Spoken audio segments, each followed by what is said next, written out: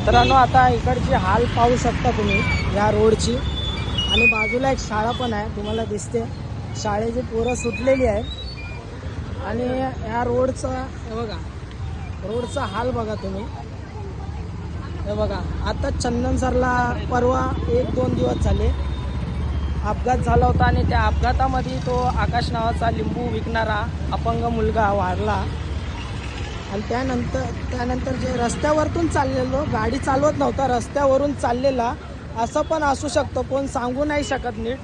असं पण असू शकतं की तो चालताना जर अचानक त्याचा तोल गेला, छोट्याशा खड्ड्यामुळे तोल गेला. एकतर तो अपंग होता थोडा आणि त्या अपंग याच्यामुळे तो थोडासा तोल गेला असेल आणि पडला असेल. तर तसंच मित्रांनो इथे हे जे खड्डे आहेत आपल्या विरारला, वसई विरारलाच नाही, वसई विरार सोपारा पूर्णपणे रोडचे हालत एवढे बेकार आहेत. आणि शाळा पण सुटलेली आहे, तुम्ही पाहू शकता.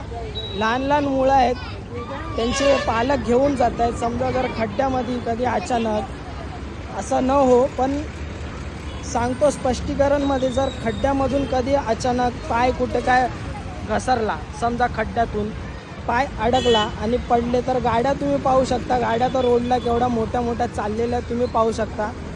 कधी अपघात झाला तर ह्याची जबाबदारी कोण? याची जबाबदारी कोण घेणार आहे? बघा केवढे मोठे मोठे खड्डे पडलेले आहेत, कोणच लक्ष देत नाही. वसई विरार शहर महानगरपालिका अजिबात लक्ष देत नाही. पूर्णपणे असं वाटतंय की त्यांनी तोंड फिरवलेलं आहे. ही जबाबदारी जी आहे ना, पूर्णपणे तोंड फिरवले. तर खरोखर इकडे लवकरात लवकर रस्त्यांवरती पूर्णपणे काळजी घेऊन काम करावे. जे इकडचे जे MLA आहेत, माननीय MLA आहेत, माननीय महापौर आहेत, माननीय उपमहापौर आहेत, माननीय नगरसेवक आहेत, माननीय नगरसेविका आहेत, या सगळ्यांनी काहीतरी तातडीने कुठेतरी लक्ष द्यावे. आता पाऊस पण नाही, तुम्ही पाहताय 1-2 दिवस झाले पाऊस पण नाही. तर अशा वेळी लवकरात लवकर ज्या खड्ड्यांवरती काम झालं पाहिजे ते होत नाही आहे. कित्येक कंप्लेंट आल्या, कित्येक वेळा कित्येक जणांनी व्हिडिओ टाकलेत, पण ह्याच्यावरती कोणीच लक्ष देत नाही. आणि लहान लहान मुलं बिचारी शाळेचे असतात, बाईकवरनं जातात, त्यांचे पालक बाईकवरून नेतात किंवा अर्धे जण चालत जातात बिचारे या रस्त्यामधून.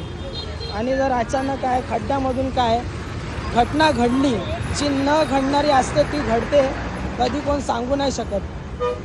तर कृपया करून याच्यावर तातडीने लक्ष द्यावे महानगरपालिकेने, कृपया करून प्लीज विनंती आहे हात जोडून.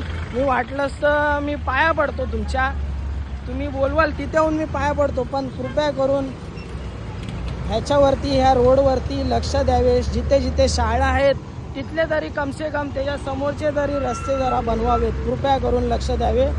व्हिडिओ भरपूर शेअर करा मित्रांनो, तुमच्या शेअरमुळे हा व्हिडिओ तिथपर्यंत पोचेल, वरपर्यंत, आणि नक्कीच ते लोक काही ना काही काळजी घेतील याची.